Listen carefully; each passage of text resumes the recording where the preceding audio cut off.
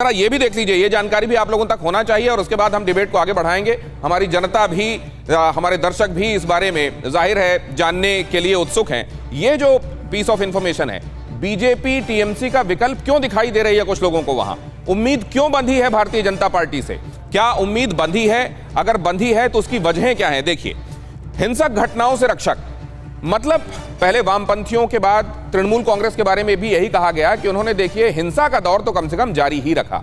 एक ऑप्शन दिखाई दे रहा है कि हां, यहां मजबूती है, लेकिन यहां पर हिंसा से हमको रक्षक मिल जाएगा, हमको एक ऐसा व्यक्ति मिल जाएगा जो सरपरस्ती दे सके, हिंदुओं के लिए सरपरस्त। यहां जिस अपीजमेंट की बात की जा रही है, हिंदुओं को लग रहा है कि हमारी सुनने वाला, हमारे मुद्दों को आगे रखने वाला, और ये नहीं देखने वाला कि यहां पर ये मजहब क्या है और इसको फायदा पहुंचाना है, नुकसान, सीधे सीधे पॉलिसीज का फायदा होगा। हिंदुओं के लिए सरपरस्ती के तौर पर भारतीय जनता पार्टी, गुंडागर्दी का खात्मा होगा, गुंडा एलिमेंट्स जो हैं उनको बढ़ावा नहीं मिलेगा अगली सरकार में। अभी तक ऐसा होता रहा है और बंद मुट्ठी लाख की होती है, भारतीय जनता पार्टी की मुट्ठी बंगाल में खुलनी बाकी है, लिहाजा ये उम्मीद बड़ी है। और इधर युवाओं का सहारा, युवाओं के लिए रोजगार के संदर्भ में कुछ किया जाएगा। हालांकि क्या वाकई कुछ किया जा सकेगा? क्या वाकई देश भर में जहां पर भी भारतीय जनता पार्टी का शासन है या केंद्र ने कुछ ऐसा किया है क्या कि रोजगार के मामले में कोई ऐसा बड़ा मापदंड हो, या फिर वही बंद मुट्ठी वाला नॉवेल्टी फैक्टर ही है जिसकी वजह से उम्मीद है? ये फैसला आप कीजिए।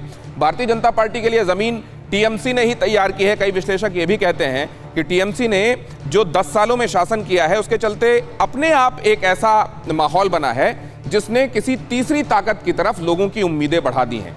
वामपंथियों को आजमाया जा चुका है, कांग्रेस को आजमाया जा चुका है, जिसको नहीं आजमाया गया अभी तक वो भारतीय जनता पार्टी है। तृणमूल कांग्रेस जाहिर है अभी उसके लिए इसीलिए एंटी इनकम्बेंसी है क्योंकि वो सत्तारूढ़ है।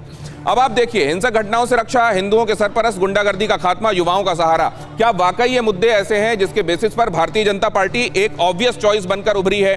क्या भारतीय जनता पार्टी के लिए ये जो चॉइस है, ये चॉइस रखने वाले लोग उतनी तादाद में हैं क्या कि जो जाएं और अगर वोट करें तो वहां पर सत्ता बदल जाएगी? अब जरा इस बात को समझने की कोशिश करते हैं। डॉक्टर निखिल, ये उम्मीदें इसलिए हैं क्योंकि आप लोगों ने बड़े अच्छे अच्छे मॉडल्स सामने रखे हैं, या उम्मीदें इसलिए हैं क्योंकि पहली बार वाला फैक्टर आपके साथ काम कर रहा है?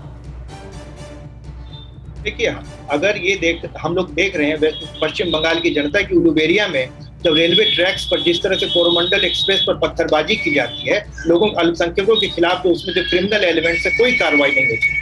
खागड़ागढ़ में बम ब्लास्ट होते हैं, 31 जेएमबी के लोग पकड़े जाते हैं, धूलोगढ़ में हिंसा होती है, बशीर घाट में हिंसा होती है। जब बहुसंख्यक समुदाय का जो एफआईआर है वो पुलिस नहीं लेती है और उन्हें जहां तहां दौड़ा करके पीटा जाता है, तब ऐसी भावनाएं तो प्रज्वलित होंगी जब लोगों को हिंसा का शिकार होना पड़ता है। दूसरी बात, कांग्रेस के शीर्षस्थ नेता राहुल गांधी ने खुद कहा है कि कांग्रेस एक मुस्लिम पार्टी है। मनमोहन सिंह ने खुद कहा है कि देश के संसाधनों पर सबसे पहला जो अधिकार है वो आपने दोनों को लपेट दिया है और दोनों ही कुछ कहने के लिए उद्यत है।